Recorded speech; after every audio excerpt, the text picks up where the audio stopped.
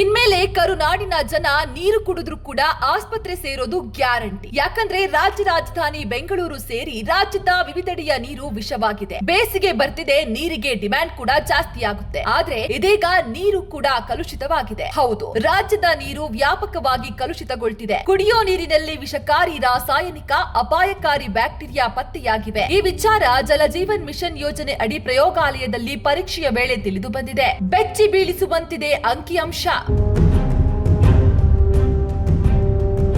ನೀರು ಕಲುಷಿತಗೊಳ್ತಿರೋದೇಕೆ? 9.34 ಲಕ್ಷ ಮಾದರಿಯಲ್ಲಿ 53,000 ಮಾದರಿಗಳಲ್ಲಿ ವಿಷಕಾರಿ ರಾಸಾಯನಿಕ ಅಂಶಗಳು ಪತ್ತೆಯಾಗಿದ್ದರೆ 7,696 ನೀರಿನ ಸ್ಯಾಂಪಲ್ಗಳಲ್ಲಿ ಅಪಾಯಕಾರಿ ಬ್ಯಾಕ್ಟೀರಿಯಾ ಅಂಶಗಳು ಕಂಡು ಬಂದಿವೆ. ಕೊಳಚೆ ನೀರು ಸೋರಿಕೆ, ಕೈಗಾರಿಕಾ ತ್ಯಾಜ್ಯ ಸೇರ್ಪಡೆ, ಟ್ಯಾಂಕ್ಗಳಲ್ಲಿ ಫಂಗಸ್ ಉತ್ಪತ್ತಿ ಮುಂತಾದವುಗಳೇ ನೀರಿನ ಗುಣಮಟ್ಟ ಕೆಡಲು ಪ್ರಮುಖ ಕಾರಣವಾಗುತ್ತಿದ್ದು, ನೈಸರ್ಗಿಕ ಜಲಸಂಪನ್ಮೂಲಗಳ ಸಂರಕ್ಷಣೆಗೆ ಪರಿಸರವಾದಿಗಳಿಂದ ಆಗ್ರಹ ಕೇಳಿಬಂದಿದೆ. ಈ ಬಗ್ಗೆ ಜಲತಜ್ಞ ಟಿವಿ ರಾಮಚಂದ್ರ ಕಳವಳ ವ್ಯಕ್ತಪಡಿಸಿದ್ದು, ನಗರೀಕರಣ ಹಿನ್ನೆಲೆ ವಾತಾವರಣ ಕಾಂಕ್ರೀಟ್ ನಾಡಾಗಿ ಪರಿವರ್ತನೆ ಆಗ್ತಾ ಇದೆ. ನೈಸರ್ಗಿಕ ಜಲಸಂಪನ್ಮೂಲಗಳು ಕಲುಷಿತ ಆಗ್ತಿರೋದೇ ಇದಕ್ಕೆ ಕಾರಣ. ಜಲಜೀವನ್ ಮಿಷನ್ ಅಡಿ ರಾಜ್ಯದ ಎಲ್ಲಾ ಜಿಲ್ಲೆಗಳಿಗೂ ಕೂಡ ನೀರು ಪೂರೈಕೆಯಾಗ್ತಾ ಇದ್ದು, ಜನಪ್ರತಿನಿಧಿಗಳು ಹಾಗೂ ಅಧಿಕಾರಿಗಳು ಈ ಬಗ್ಗೆ ಗಮನ ಹರಿಸಬೇಕು ಅಂತ ಆಗ್ರಹಿಸಿದ್ದಾರೆ.